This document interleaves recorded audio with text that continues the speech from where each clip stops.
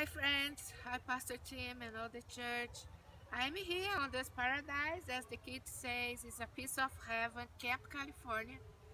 And on this celebration day, I just wanna praise the Lord for you guys, for the church, for your 10th anniversary.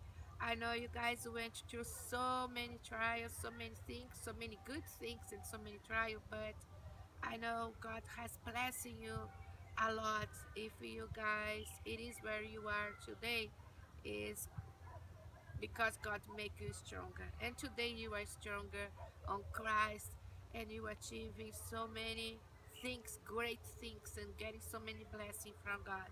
And I praise the church. I praise each one of you for this day because I know it's not easy, but I just want you guys remind that God's good all the time, and you guys rejoice, each one of you rejoicing on Him, because He's the one who is leading the church. He's the one who is equipping you and leading each one of you, leading the church according to His will. And I praise Pastor Tim and each one of you who are with Him, that never given up on Him, never given up on his dream, or God's dream for this church.